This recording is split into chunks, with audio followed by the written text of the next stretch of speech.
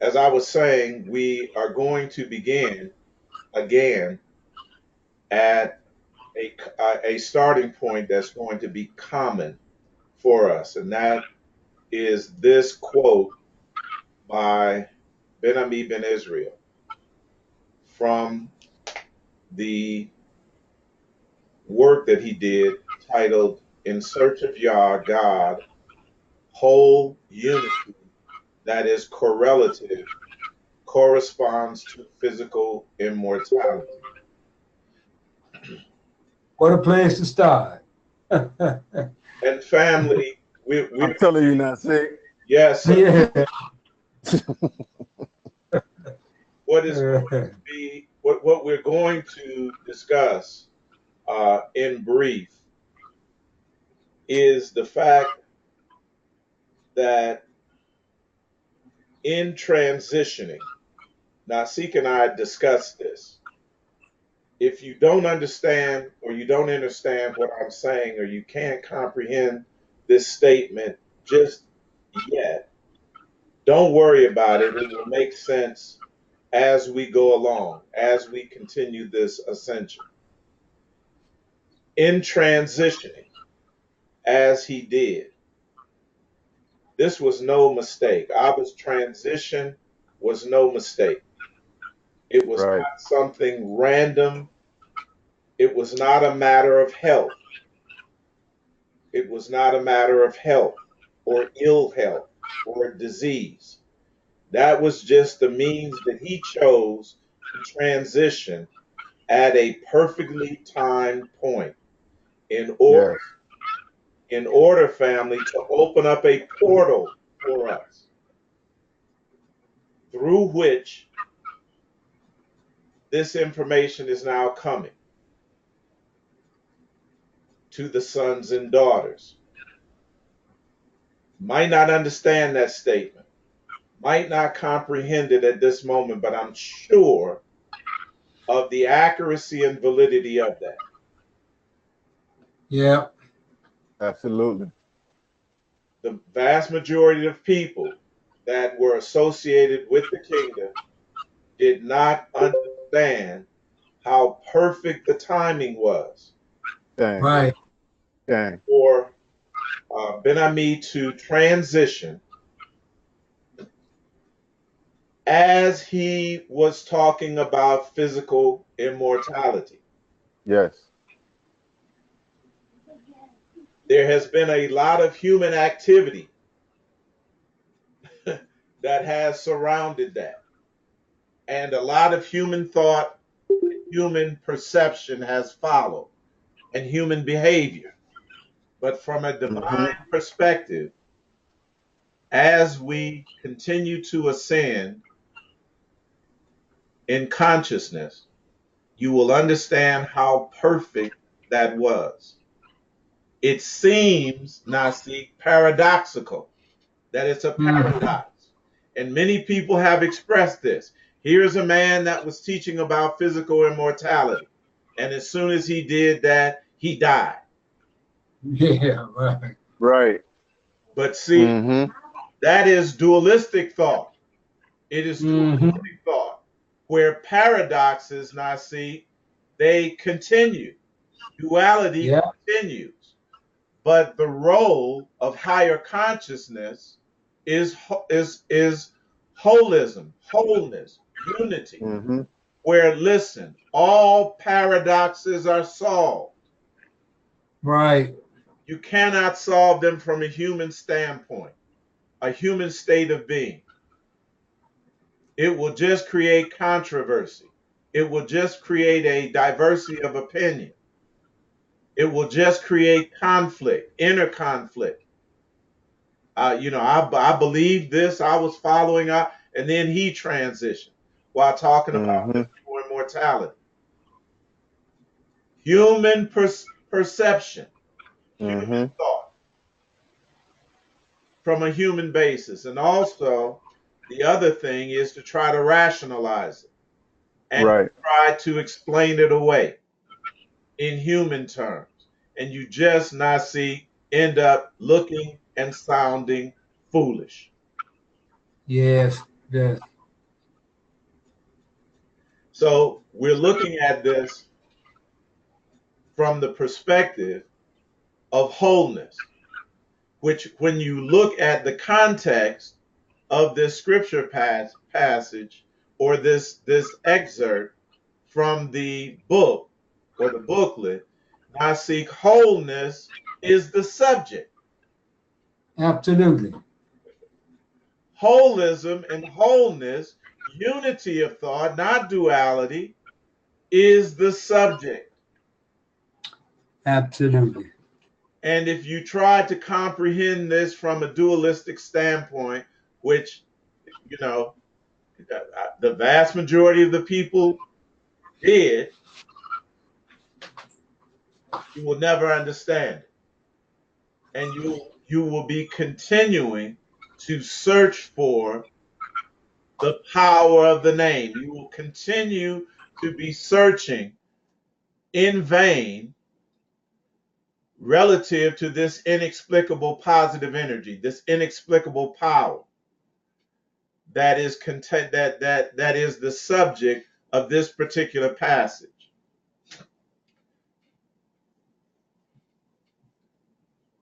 So I'll read, quote, the formula, in fact, referred to components that interact as a whole. Right there. Wholeness, unity, things interacting as a whole unit through Yah and the four elements of nature known as the life force: fire, water, wind, and earth. These components, when unified, again, the concept of unity, wholeness, and applied as a whole, create inexplicable positive energy. As prophesied by Isaiah, that energy can and will create new types of matter never before seen. We're going to go into detail, into very much detail, in the subsequent classes, and as we look into this thing, specifically regarding these new types of matter never before seen. Now, this doesn't mean that these things did not exist before. They were just not observed before. And Nasik and I have the science on this.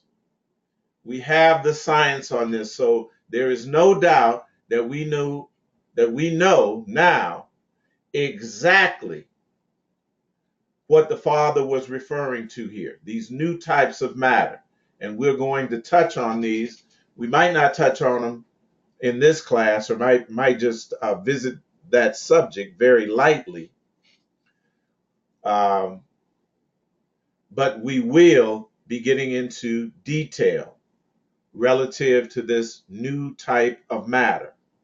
The energy created by this unique, extraordinary whole will yield a level capable of sustaining and creating, bring forth new matter, cells, tissues, and organs. The more we become whole, the greater the individual and national power and energy for sustaining life. So, very powerful statement. Uh, some extremely high knowledge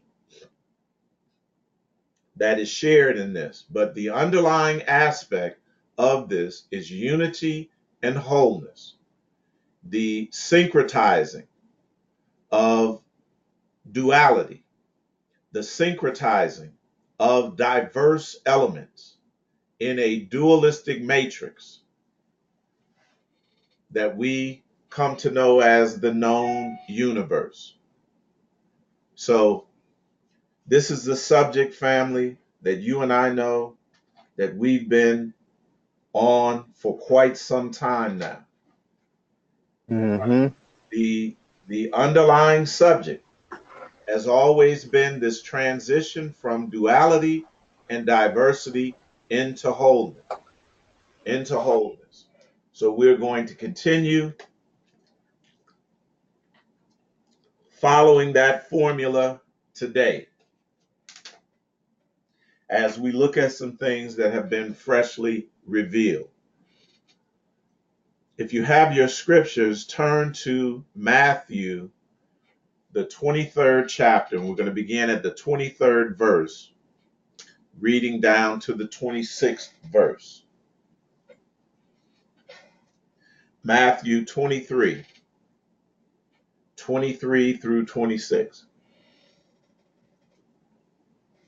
And this is going to deal with this mindset that keeps individuals tied to duality and keeps them excluded from a holistic, unified perception and thought process. Matthew 23 reads on this wise, 23 through 26. Woe unto you, scribes and Pharisees, hypocrites, for ye pay tithe and mint and anise and cumin, and listen, have omitted the weightier matters of the law. Have omitted the weightier matters of the law. If you're taking notes, write these three elements of the law down: judgment, mercy, and faith. Judgment, mercy, and faith.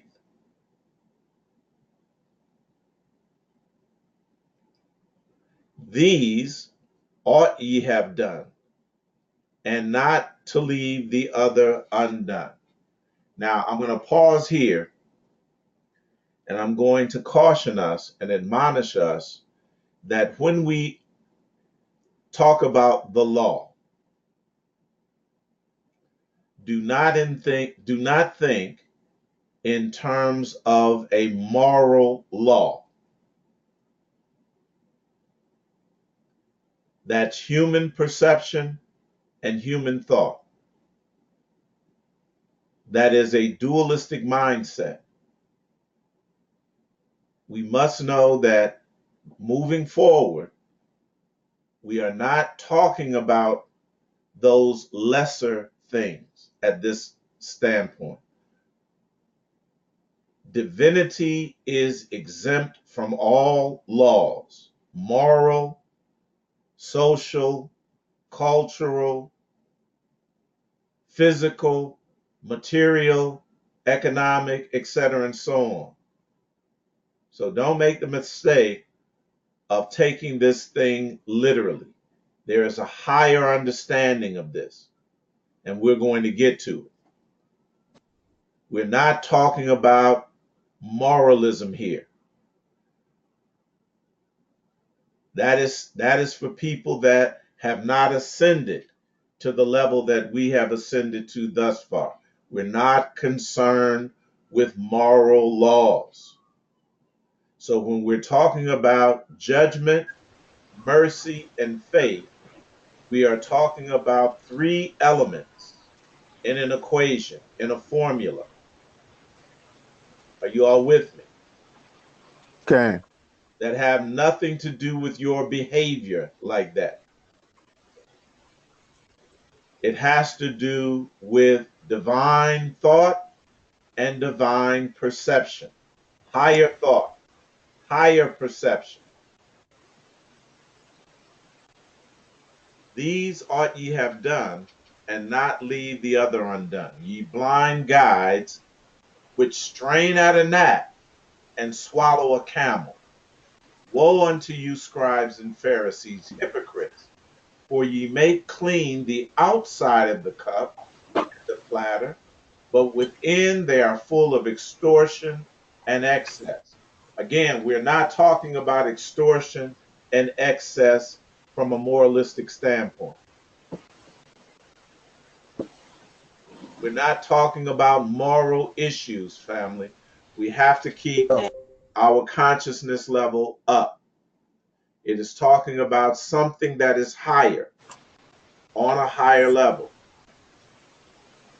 Thou blind Pharisee, cleanse first that which is in within the cup and platter, and the outside of them may be clean also. So it's talking about something that is primary. And the primary focus, family, is always energetic.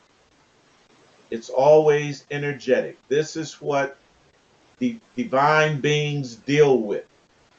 They deal with the energetic first. They begin with the energetic first. If the energetic is balanced, if the energetic is fully ignited and fully activated, if it's balanced, if it is cleansed, then everything else will follow and correspond and correlate to that.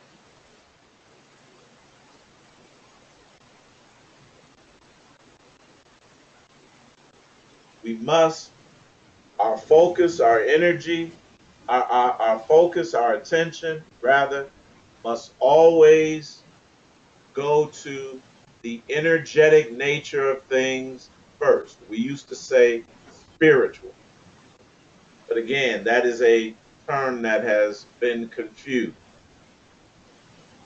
We want to always look first. Our primary concern is with the energetic, and therefore it's not on any type of moral law.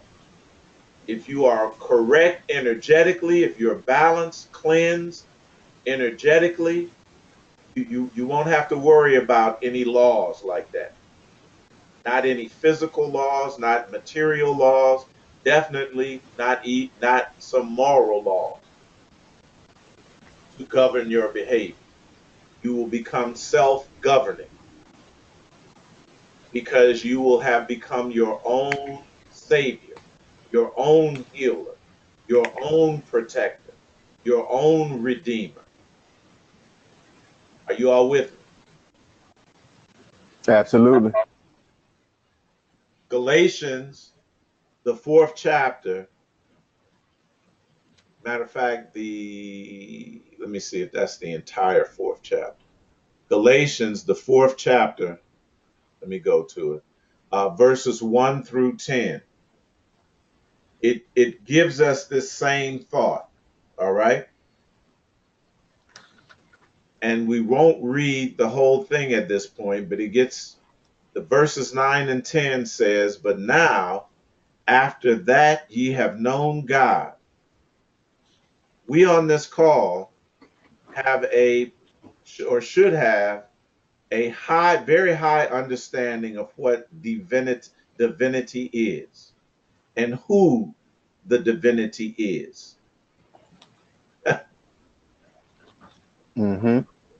But after that ye have known God, or rather are known of God, how turn ye to the weak and beggarly elements, whereunto ye desire again to be in bondage? Ye observe days and months and times and years. Are you all hearing me?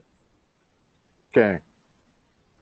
We are not talking about serving anything or anyone when we are talking about divinity. Not no laws, not no days, not no months, times, years, none of that.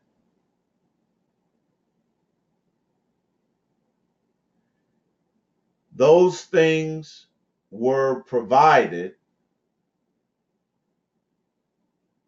and corresponded, Malkiel, to our descent. Mm-hmm. They were designed to lock us in and bind us to the descent mode so that we would continue to fall, continue to descend, continue to decompose.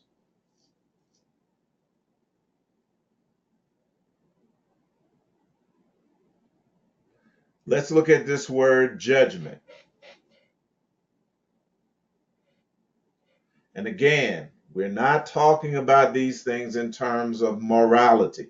So follow along with me. In the scriptures, two words are combined in the scripture verse to yield the word judgment.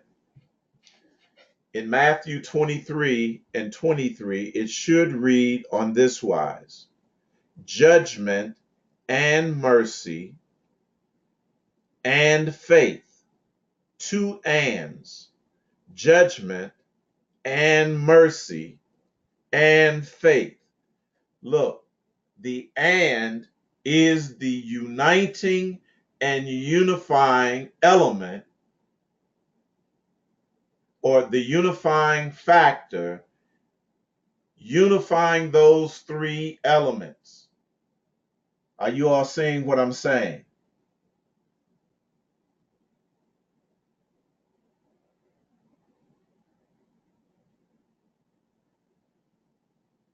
I'll put it this way: fire and water and air and earth, unifying three separate things, four separate things into one thing. It is done grammatically. So in the Greek, the word for judgment is krisis, but you'll see that two words are used here. When you look at judgment, it's G2920 and G2532. Two indications, but only one word. I'm going to explain it. Follow along with me now. Judgment, if you were to be reading that verse, you would say krisis kai, krisis kai. Have you all ever said y'all kai? Mm-hmm. It's the same, it's the same expression, only in Greek. Follow along with me now, because this is unified thought. This is unified perception. Krisis Kai, a combination of G29 and 20 and G25 and 32. The word krisis, G2920, means separating, sundering, a separation. So the statement relative to the weightier matters of the law: if you don't understand duality,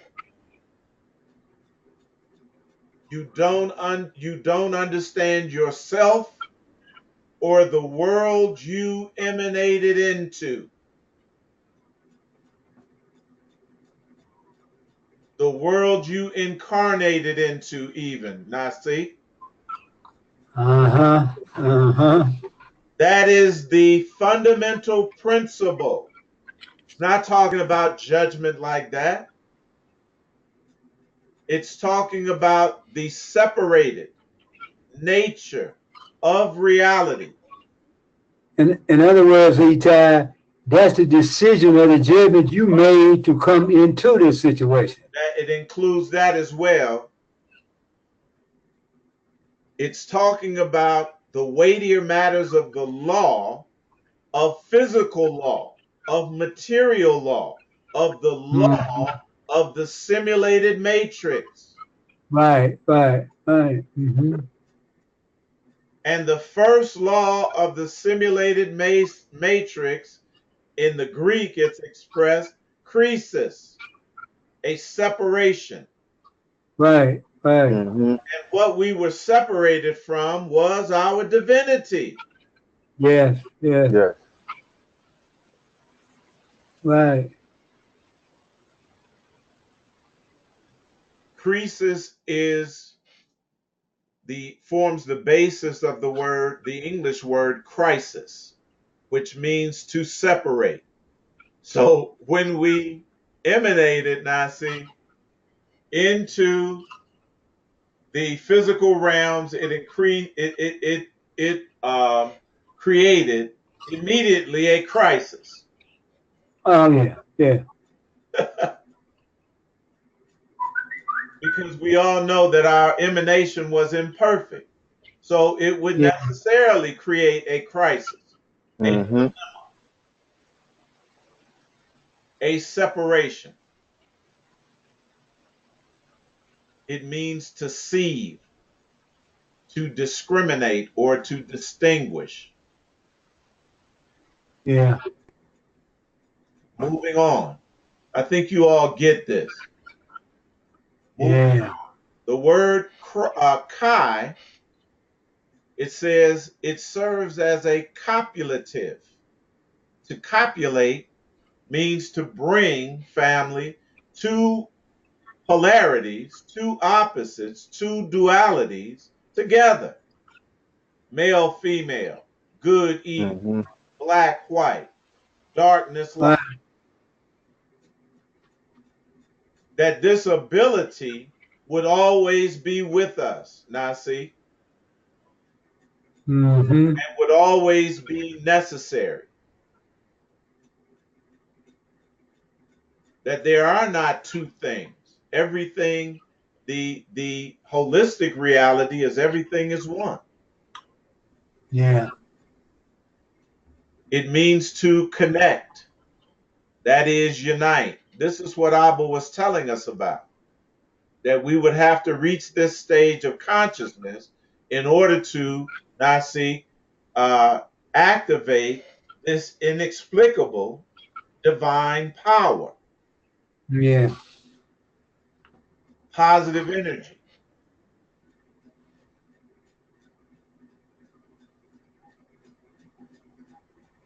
Apparently, it says a primary particle having a copulative and sometimes cumulative force. Isn't that what Abba was talking about? This yeah. cumulative force Mm-hmm. when these Mm-hmm. elements, anytime two diverse elements are what? Reunited, Right. unified, married, Malkiel, married, Mm-hmm. Mm-hmm.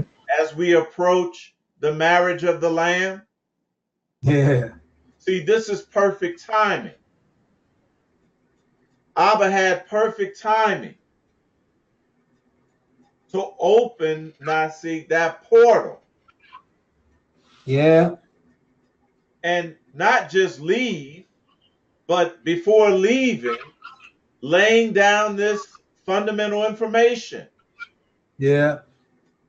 and Eitai. opening the portal for that information to flow through to us. We right on time with this, family. We're right on time with Mm-hmm. this. It might be difficult for us to comprehend what I'm saying at this point, but you'll get it as we go along. It will be revealed to you more and more. The light will be shed more and more on these things because we're coming back into possession of things, Nasi, that were hidden in deep darkness. Right, right. Eitai. Yes. And this is also for Nasik. Um, we understand the true marriage is the marriage of all the elements. So Yes, sir.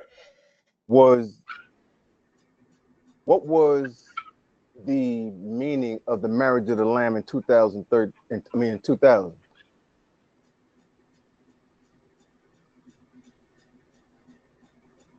In Was that 2000, that's when it yeah? took place. Say it again, Nasik. That was the date, 2000. Yeah, 2000 was the marriage of the Lamb. So what was the meaning of that? Was that just an allegory, It was. Well, or it was the fulfillment of an allegory Yes, yes. okay? in the physical sense, because we thought that, you know, and everybody that, you know, we knew that everything hinged on, quote unquote, the Messiah. Okay.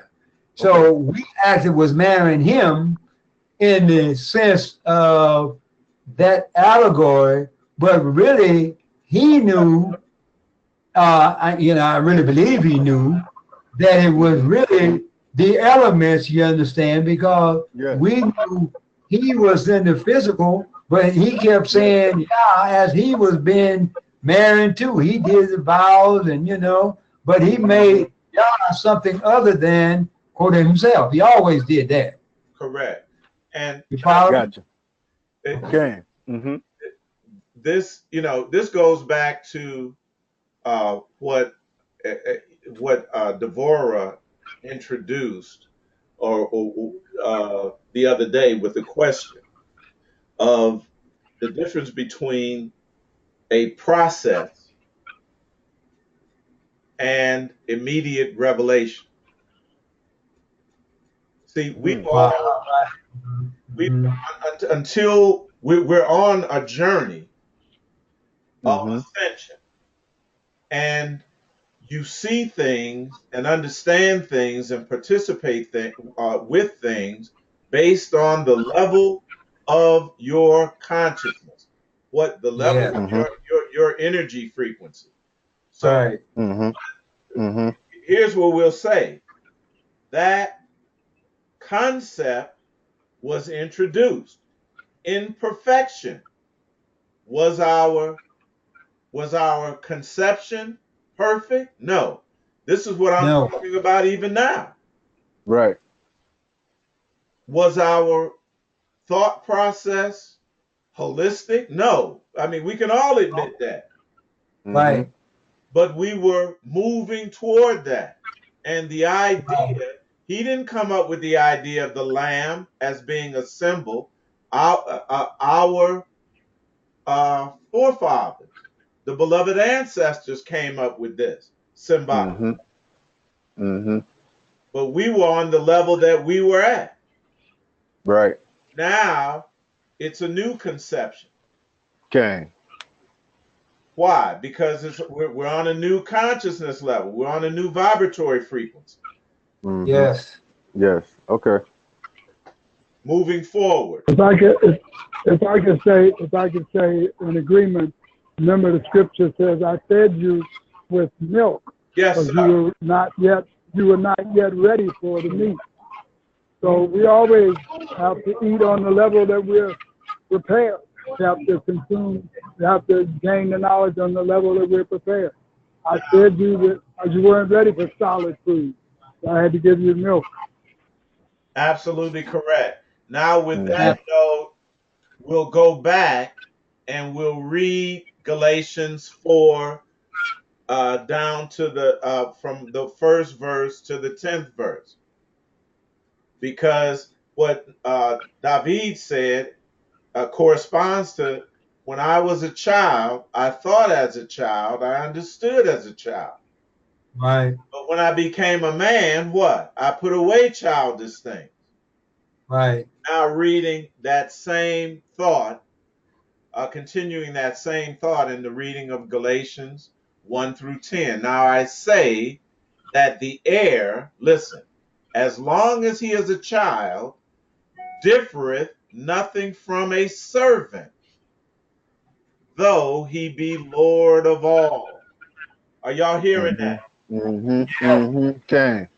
See, we were under service to the law at one point. Right. No, no more. Right. Because now we have realized that what? We are Lord of all, but is under tutors and governors until the time appointed of the Father. Are y'all hearing this? Yeah. Yeah.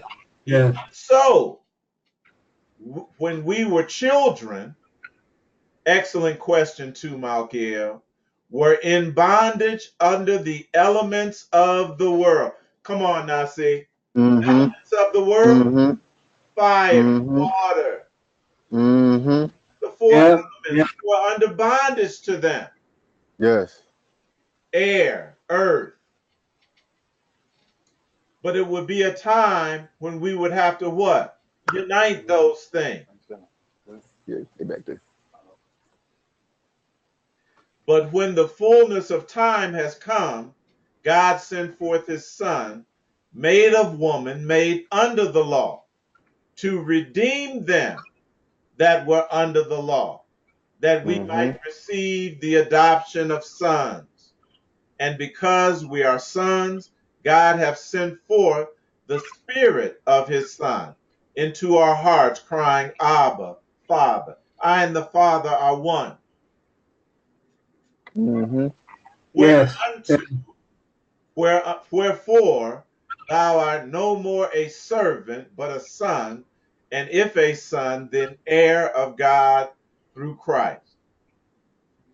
Howbeit then, when we knew not God, we did service unto them which by nature are no gods. But now, after we have known God, or rather are known of God, that's the observer, Nasik. Observer, Yeah. the Mm-hmm. observed turning into the observer. Mm-hmm. My. We back Yes. again to the weak and beggarly elements, whereunto you desire again to be in bondage. We're not doing that. We're Right. moving on. We're ascending beyond service, Yes. beyond worship, beyond Mm-hmm. observant, obedience to what? Days and months Mm-hmm. and things like that. So that is all in context and an excellent, excellent example by both Malkiel, excellent question by Malkiel, and excellent observance by Do David, because it ties it all into this thought. Yes, it does. Psalm 85, verses 7 through 10. And remember, we're talking about this word mercy, a separation. Psalms 85, show us thy mercy, O Lord, and grant us thy salvation. I will hear what God the Lord will speak, for he will speak peace, shalom. That's wholeness unto his. That's the holistic language. That's the holistic thought. That's the holistic perception. And to his saints. But let them not turn again to folly. Same thought, isn't it, family? To bondage. Yeah. Right. Under Right. these what? Beggarly elements. Yes. Yes. Surely his salvation is nigh. Them that fear him, that glory may dwell in our land. Mercy and truth, listen, are met together. They're united, family. Right. Righteousness and peace have what? Kissed each other. Mm-hmm. They Right. become married. Right.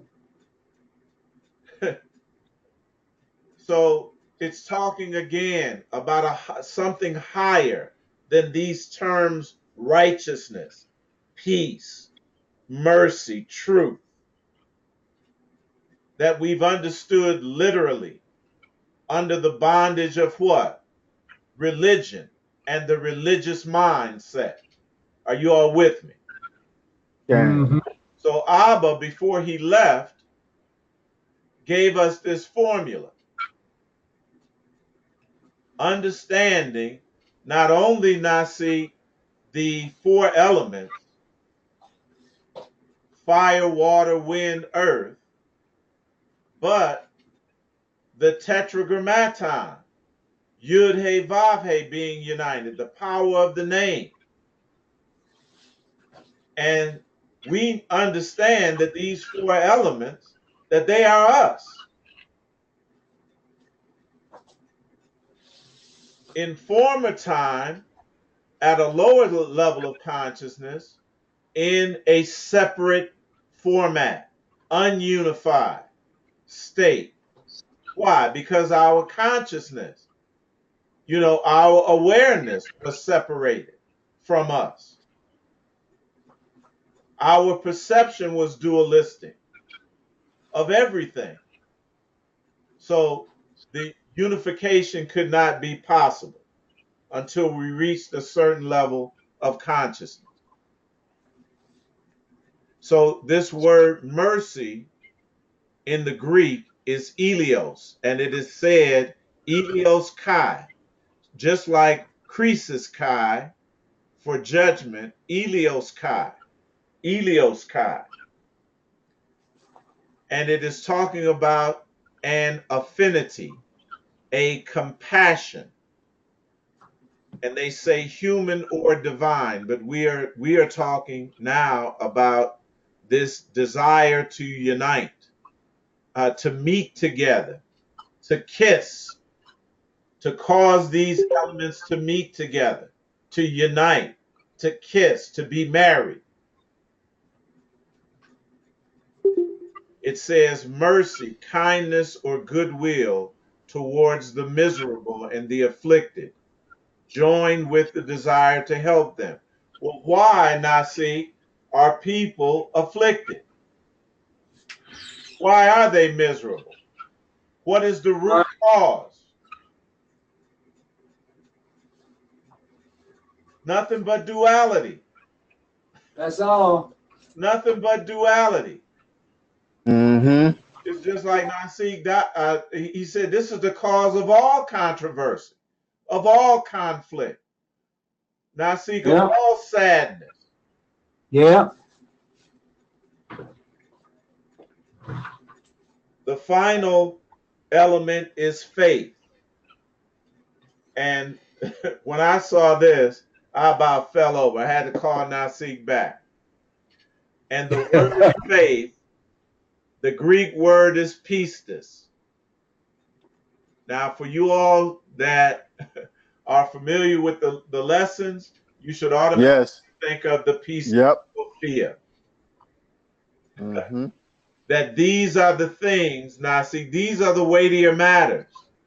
These are the way you man.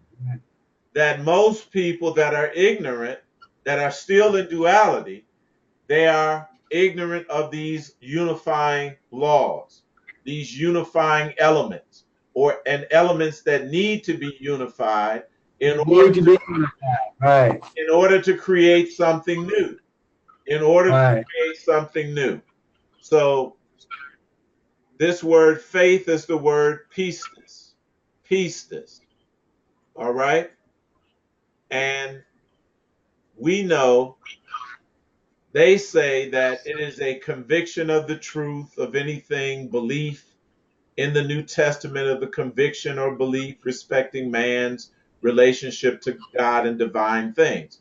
Well, they really said something like that because you will not be able to understand the relationship, Nasik, between God and man if you don't understand the allegory of the Pistis Sophia and relate it to the Genesis and the so-called creation of the world.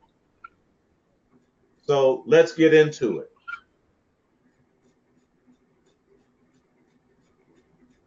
From a holistic point of view, we know that pistis relates to God or divinity, that is the pistis Sophia or the divine feminine.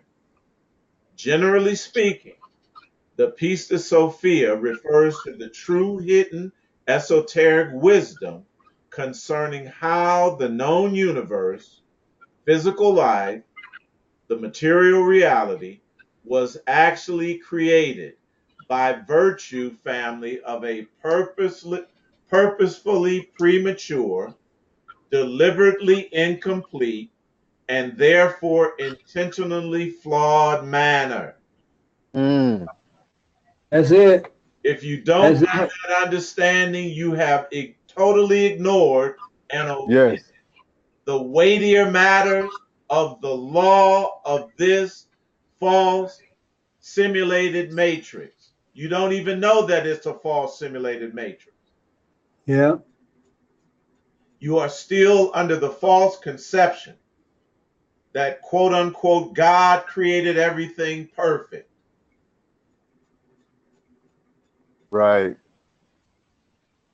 and that in order to and man is the one that brought it into imperfection by That's exactly what it is. and the only way, Nasi, to perfect yourself is to work for, toil for, Right. labor for, Hmm. serve a God that Yes. is outside of yourself Yes. Yeah. in Yeah. order to reach That's perfection, in order to right. perfect this flaw.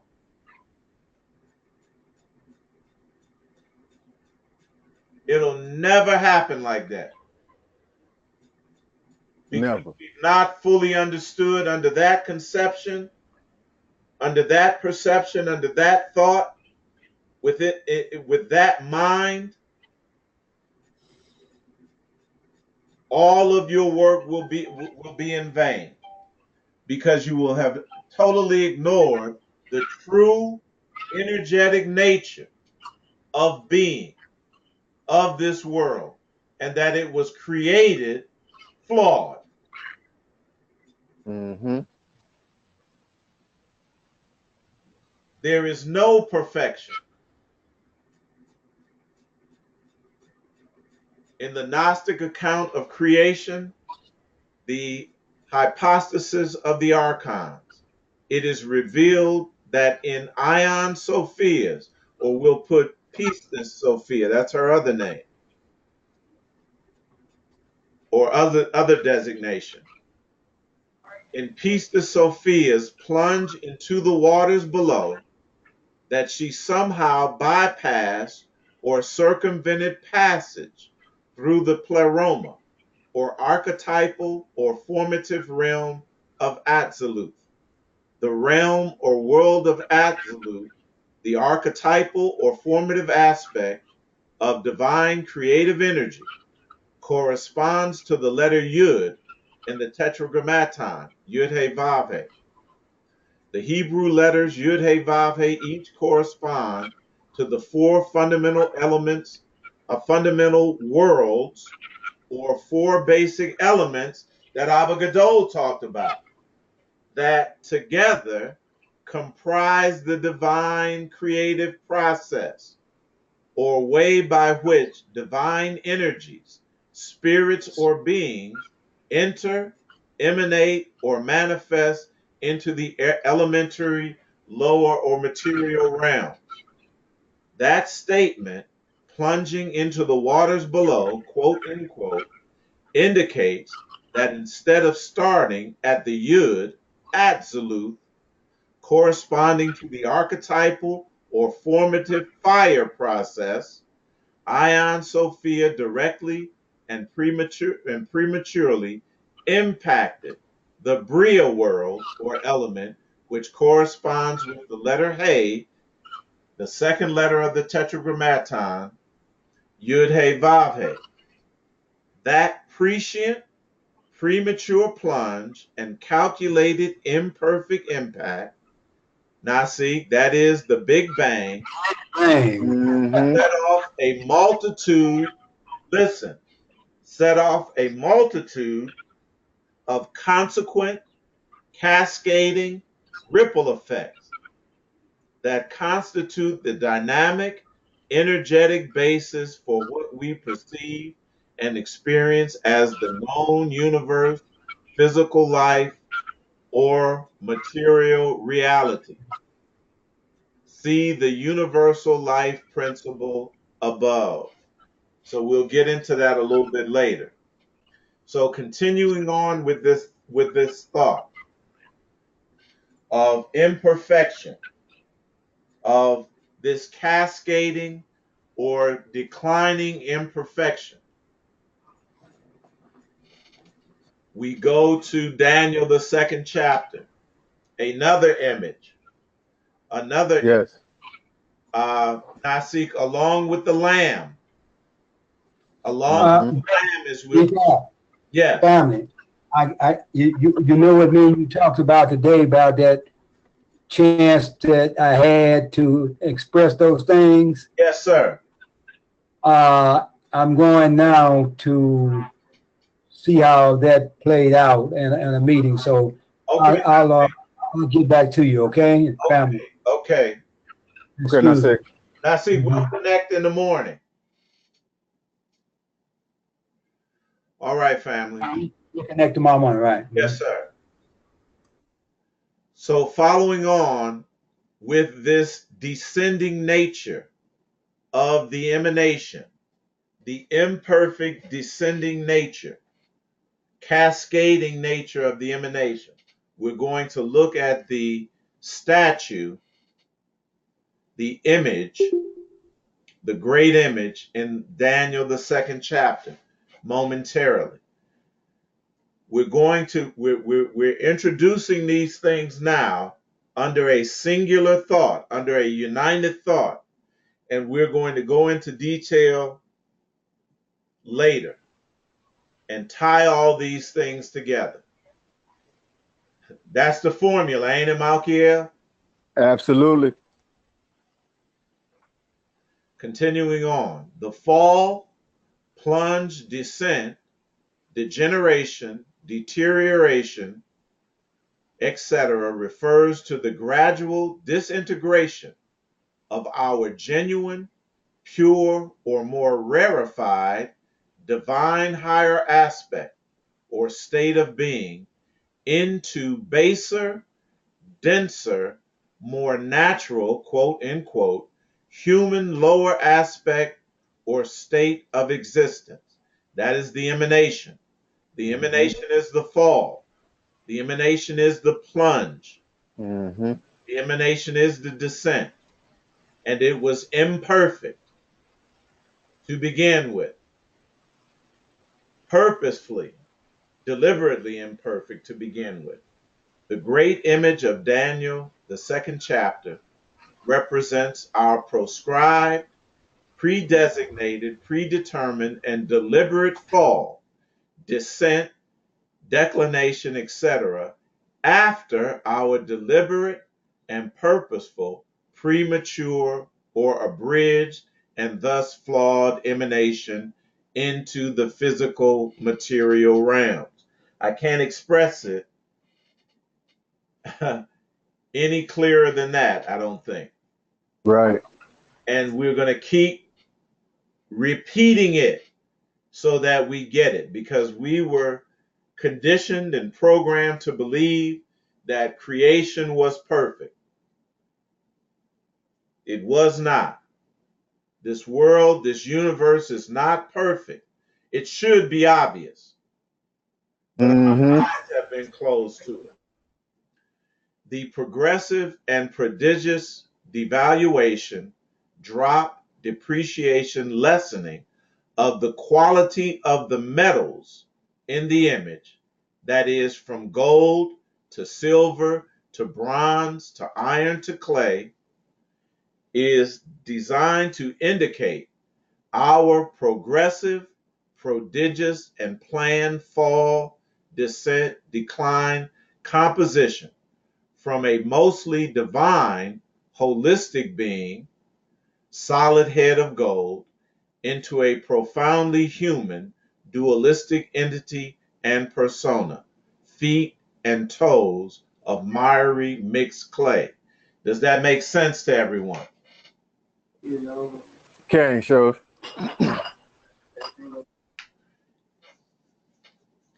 Now let's go into the Pistis Sophia. All of these things look different, but the four metals in the statue correspond to the four elements, correspond to the four fundamental worlds of emanation, correspond to the four letters of the Tetragrammaton, Yud He Vav He, etc., and so on. The creation, if we want to look at it that way, or emanation, was so diverse and multiplicitous that it has to be expressed allegorically in a number of ways, so that you see more than one aspect of it. It was not one dimensional. It was not two dimensional. It was not even just three dimensional. Are you all with me? It had a multitude of effects. A multitude of effects. So there are multiple images, multiple symbols that express it, different aspects of it, so that it gives us a multi-dimensional picture of the descent, so that we can have a full understanding or a full image, a full comprehension of what it's going to take to ascend, not just in one aspect, but in a multitude of ways, because everything fell. So let's continue to look at the Pistis Sophia. So Pistis Sophia, this is a little history, is a series of books, also known as the Books of the Savior, written many years ago. It is a Bible of the Christian Gnostics. A major portion outlines the story and the path of one who is attempting to incarnate wisdom, that is the Christ, within themselves. This book was written sometime shortly after the resurrection of Jesus Christ. So, we know that it's an allegory. Who in this book is called Abaramintho. It is said that 11 years after he resurrected, that he gave these teachings. The book itself is very elevated, speaking about and pointing towards someone who is already on the path, family. Mm-hmm. Someone who is already on the path and who has developed themselves to a certain degree. That is each and every one of us on this call. Yes, it is. By this, we mean the teachings of the Pistis Sophia are the teachings to live the drama of Christ in our hearts and in our minds.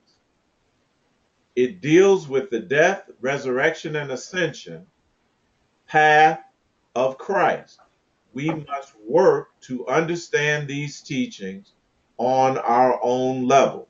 And to one degree or another, we've been doing this through the syncretizing of the so-called Old and New Testament allegories. The Pistis Sophia is very esoteric, very alchemical and Kabbalistic, very veiled in symbolism. And it was a book whose loss, it was a book,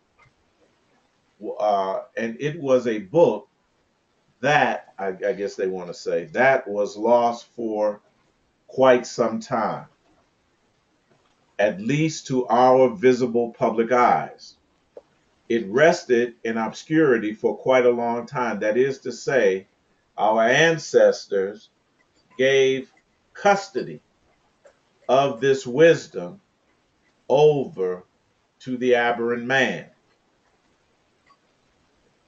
even though the Western world found it in the late 1700s. Now, again, that is a very important date, as we keep pointing out, because something else was going on at that time as well. To keep us locked into, anesthesia, to keep us asleep. Mm-hmm. The scholars and the people who read it could not make any sense of it. This is what I was telling you. I've been telling you all the time. They can't do anything with it. It's not Right. for them. It is for us. That's why we Mm-hmm. are coming back into possession of it currently. The timing is perfect. So it just sat in a collection of a museum. So not necessarily that anyone was trying to hide this from us. They just couldn't do anything with it. Right. H.P. Blavatsky commented quite extensively on the Pistis Sophia. But when one studies this commentary, it is more related, listen, with cosmogenesis, the creation of the universe, than anthropogenesis, the full development and creation of the human being. Now, I know why H.P. Blavatsky was put on the right track and diverted Malkiel from what Mm-hmm. most people that are uh, bound by a religious mindset do. They are concerned exclusively with anthropogenesis, the full development of the human being, the perfection of human being.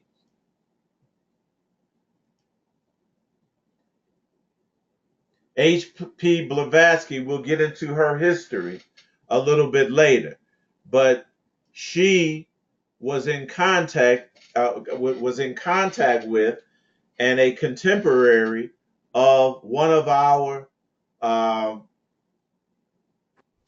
beloved ancestors at that time, Pascal Beverly Randolph, melanated brother, one of our ancestors, who was Mm-hmm. the father of modern esoteric knowledge in the West, in US. He's the one that left this for us. And they got rid of him. H.P. Blavatsky took this knowledge and, rightly, she was more concerned with cosmogenesis because we are the cosmos. We are the cosmos. And this is what Pascal Beverly Randolph was teaching. We'll go into detail on that later, the little bit of the history. The Pistis Sophia can be very difficult book to read. Today, we are going to look at it from just one aspect, just one small part of the large portion of the book. Look, this is the only aspect. This is how they have to do it, piecemeal. This is why. Yeah. This is why, family, when it relates to these individuals that have no inner understanding of this, it says that they have to look at it what? Bit by bit. Here a little, there a little. They have Mm-hmm. no holistic uh, understanding of this.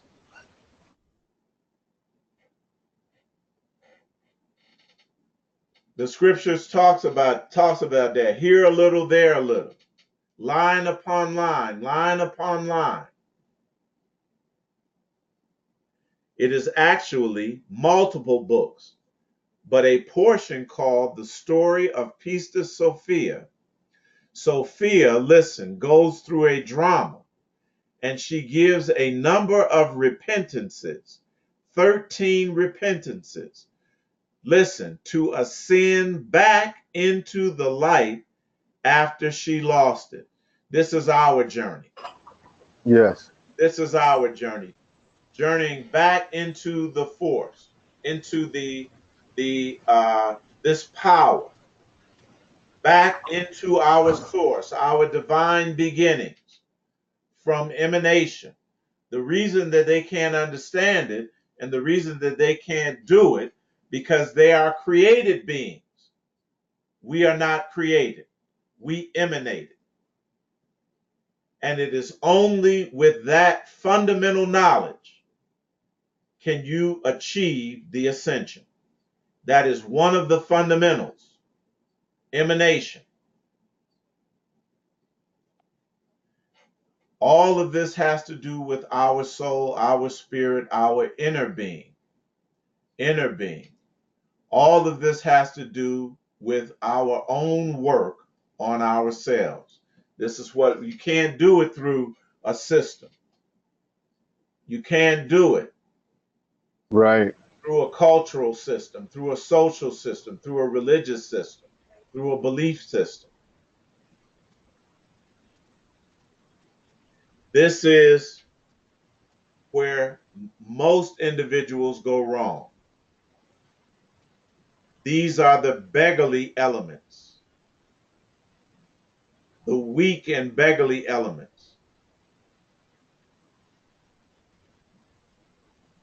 Not focusing on the weightier matters of Mm-hmm. dualism, of separation,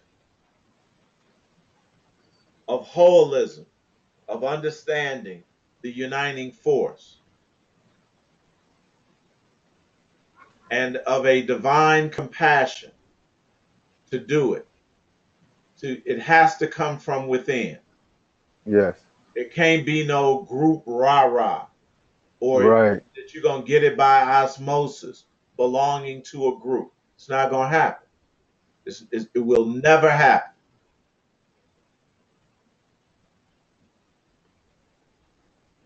At the same time, this book, or any true religious book, their words, also deals with the outer world. So the book of Genesis, typically we think of it as a book that relates to the world. But the more important aspect when we are studying spirituality, that is the energetic nature of things, is how it relates to our own inner Genesis, how it relates to the creation of what needs to happen within ourselves. And truly, this is how we've been approaching not only the book of Genesis, but the entire tome of the Bible from Genesis to Revelation, because that is exactly how and why our beloved ancestors created that allegory, to show us how it relates to ourselves and what needs to take place within ourselves, or with ourselves. We shouldn't say. Mm-hmm. This book, the Piece de Sophia, deals with that as well. Everything in it has multiple layers of meaning. And again, that is how our ancestors did it. Before we read the actual Piece de Sophia, we must study a little bit what it means when the universe creates or is created. What is that exactly? And that's what we've been going through. Mm-hmm. We've been giving you and exposing you to the true nature of our emanation, how it was flawed from the very beginning, deliberately, deliberately flawed, and how it is that we must return back, reverse the emanation process, and return back to our divinity. If you do not have these basic elements and understanding, you do not have an understanding of the four elements and how to unite them. It will be impossible, Yes. because you will still be bound by a dualistic mind, by Mm-hmm. dualistic thought, and by dualistic perception. I want to share something with you all before we close for today. Again, as I scroll through, we are going to tie all of these symbols and elements in the scriptures together so that we get a holistic understanding of ourselves and the process by which we reverse the process of emanation and we get beyond and outside of this material aspect of our being.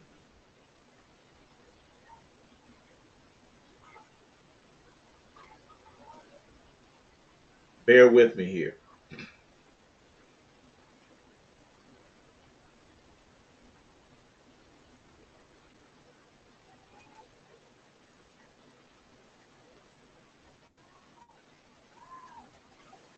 We'll go back to this statement.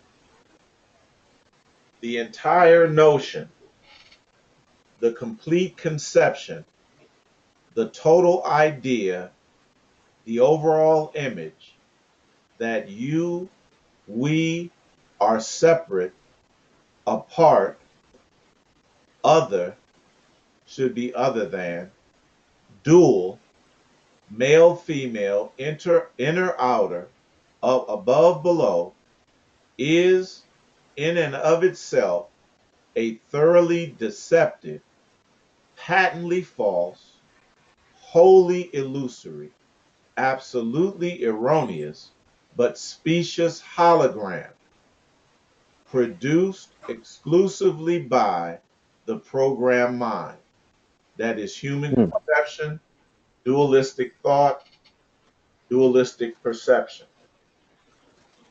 So we went over this the other day. We're returning to it because I'm going to attach this idea to the new revelation that came a couple of days ago. And I'll share that briefly with you all today. Now, it's going to look like that we're shifting gears rather harshly, but it's not.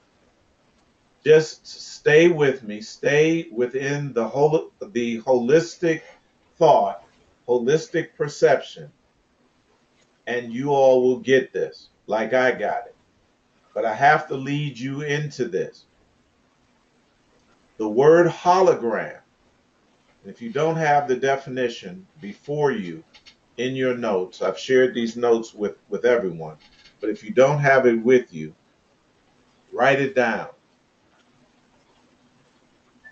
The hologram is a three-dimensional image reproduced from a pattern of interference produced by a split that is dual coherent beam of radiation. This is not only going to get us into the science. Can you repeat that? I will. I will. This is going to get us into the science aspect of this. And that article that Nasik shared with us relative to neutrinos. But we got to have a connection to this. I'm providing the connection to it. We have to have an understanding of what this hologram is. It is a three-dimensional image reproduced, from a pattern of interference produced by a split that is dual coherent beam of radiation, such as a laser. A hologram is a three-dimensional image produced from a pattern of interference,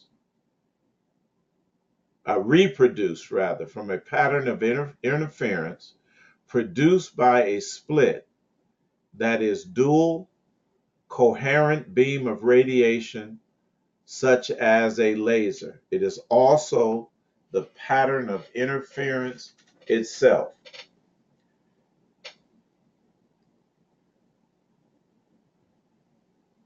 It is the program mind that is the interference itself.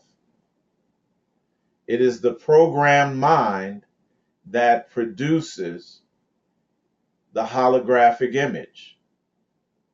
It is the program mind that produces a dualistic perception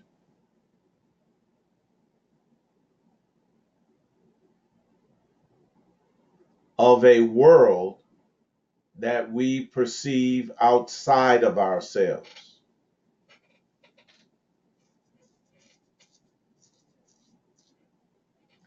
One of the other elements, basic elements,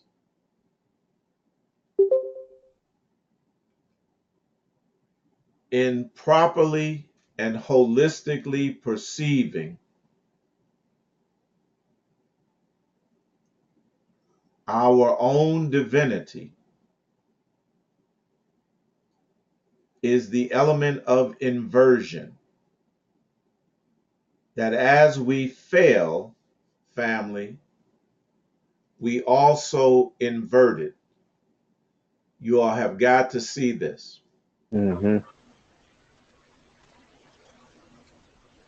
And what was inside, as we look at this Mobius strip that shows us the transubstantiation of matter,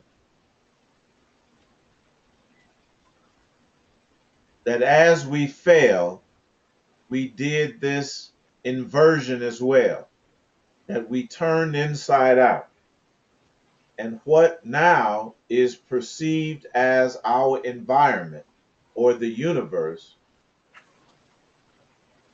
is really what was inside of us projected outwardly. It is a hologram. Everything that you Mm-hmm. see, touch, smell, feel, taste, it's all inside of you. It's all a holograph that is being projected. It is all coming from you. It is not real in that sense. It is a hologram that is being produced by what? Dualism. Mm-hmm. It's being produced by the mind, which is the interference pattern. Does everyone see that? Mm-hmm. Now, I'm going to give this definition of the Mobius strip. Not that we need to be experts in this particular creation, but it says that an object that existed in a Mobius strip shaped universe, that is an inverted universe, would be indistinguishable from its own mirror image. And it shows a fiddler crab.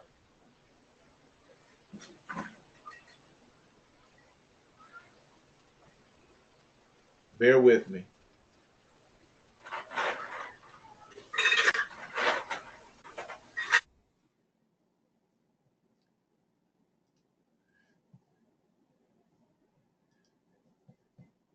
You'll see here that you'll see this fiddler crab going around the Mobius strip. Does everyone see that? Let me make Okay. You all see the fiddler crab moving around the Mobius strip. Mm-hmm. Now watch. As he goes up, the claw is on the right hand. As he comes down, it switches hands. Do you all see that? It's switching Mm-hmm. direction. It's Mm-hmm. right. Yes. Now watch. It's on the left. Yeah. Mm-hmm. That is when things are inverted. They are very It's just a matter of perception. Are you all with me? So if the perception is holistic, then the image becomes holistic. Mm-hmm. If the perception is dualistic, then it's going to correspond. Everything is perceived dualistically, and the image will be dualistic. The thought will be dualistic. Everything has been inverted. What we think is on the outside is actually what is in us being projected out. Does Mm-hmm. that make sense? Okay. This fiddler crab's larger claw switches between left and right with every circulation. It is not impossible that the universe may have this property. And it says C, non-orientable wormhole. So when we talk about wormholes, family, we're talking about gateways. We're Mm-hmm. talking about portals. And I said that I made the statement, the claim that Abba opened a portal. Yes. I want to give us further understanding of this, understanding of this as we close.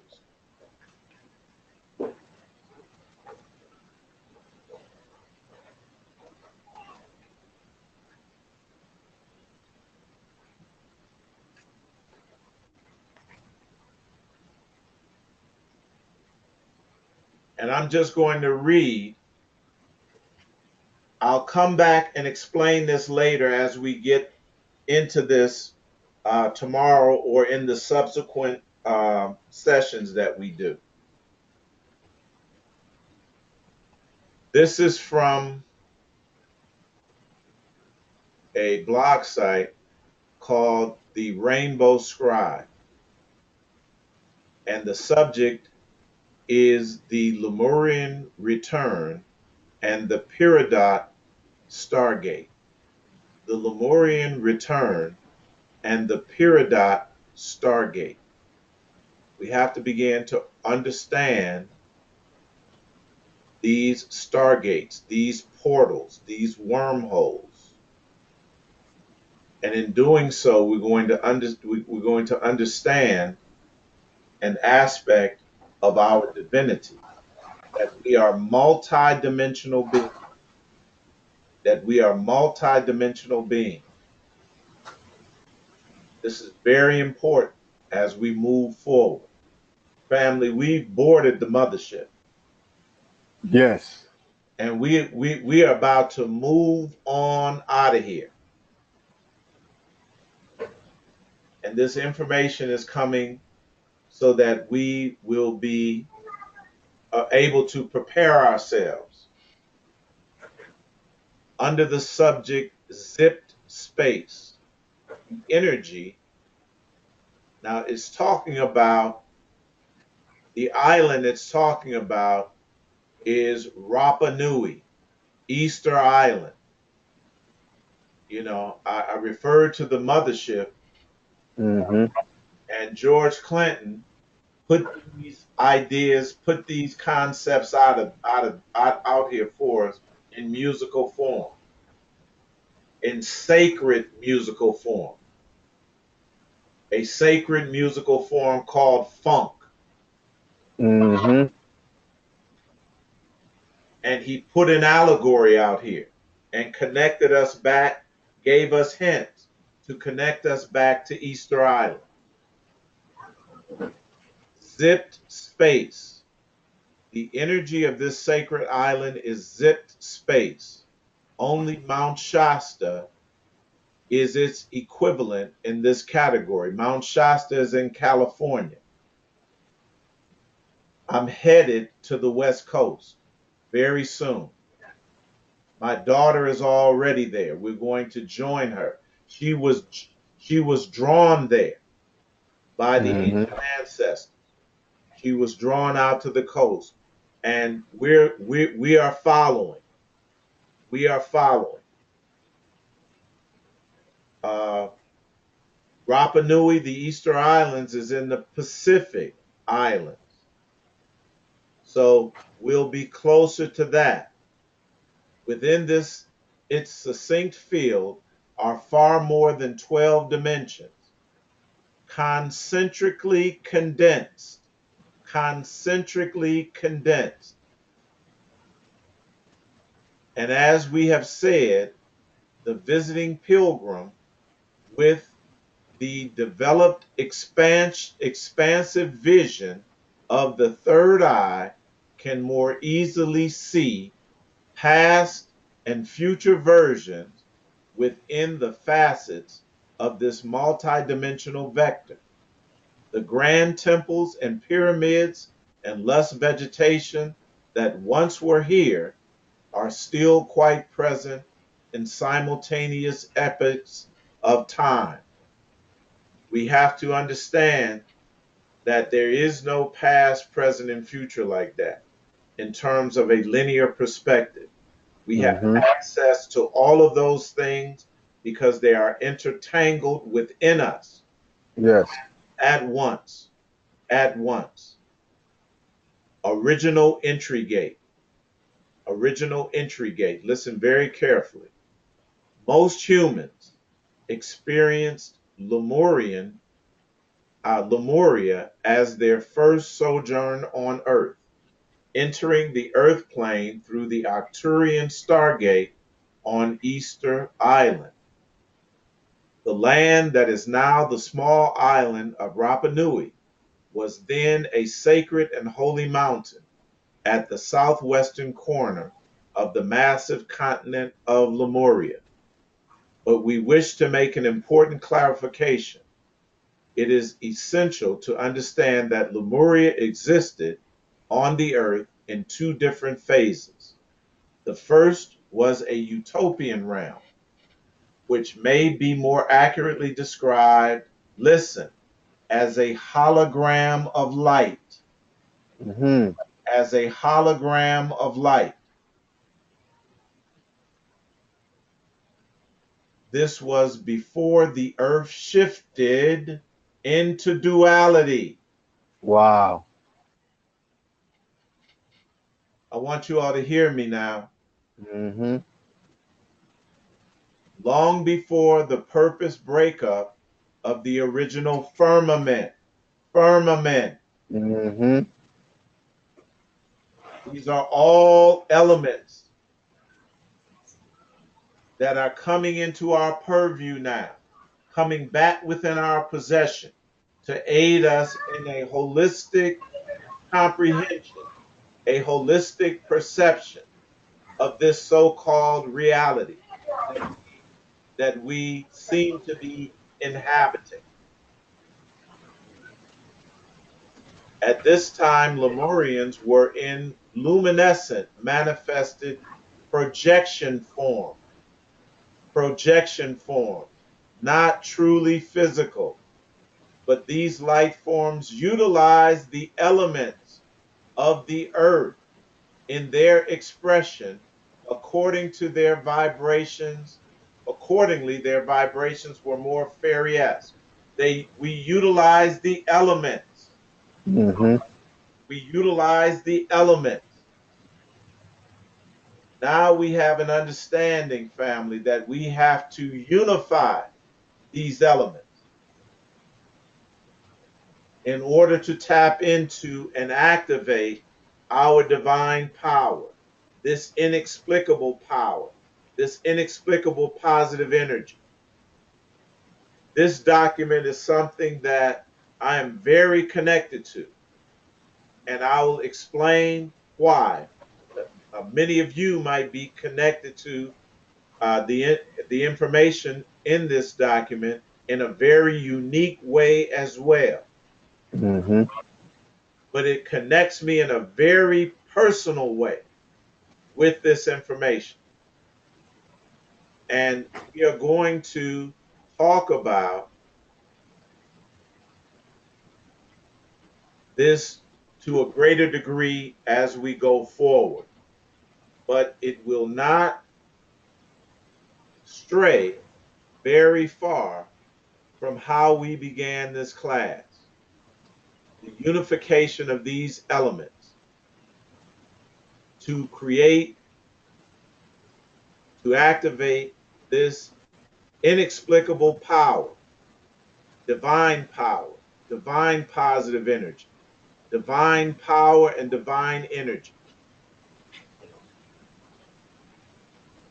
that will get us to a seminal point in our ascension. So I just wanted to introduce this information within this allegorical allegorical story or allegorical transmission that is being given relative to Lemuria is going to correspond to the New York Times article that Yes. Nasik introduced us to. It came from the black hole and landed in Antarctica. Also, to the information that we've shared with you before.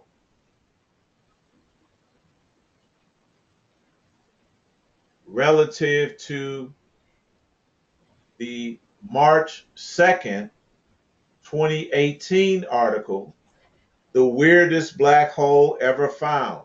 Mm-hmm. Going so fast that it defies the law of physics.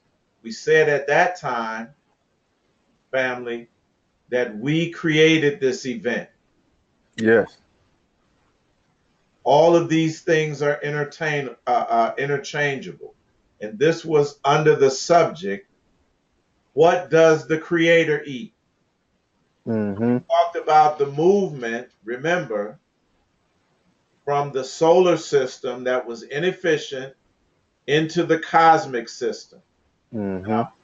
This is exactly what Abba is talking about, the movement from the four basic elements of the material universe to create what? A fifth element Yes. that is less solar, less material, less dense, more rarefied, and thus more energetic. The switch from solar to cosmic. This is the path that we are encountering now, family. And the Mm-hmm. details are so explicit that we're going to take our time, as much time as necessary, so that we really understand how to do this, because that is what this is not, like Nasik said, about just, massaging the intellect. Right. We are attempting to comprehend this in order that we might activate these things and that we might enter into our divine bodies, that we might take a step further toward physical immortality. This Mm-hmm. this is what Ben Ami was talking about him. This is the talking about with us. This is the lesson that he made, that he gave before he transitioned in order and opened this portal, this wormhole, this gateway, so that this information relative to what he was talking about could flow through. Yes. Are you all with me? Okay. Again, if you don't comprehend it right now, you will understand it more because you will be experiencing the benefits of it. Mm-hmm. You will understand it more because this is exactly what happens. So what we'll do is we're going to end right here.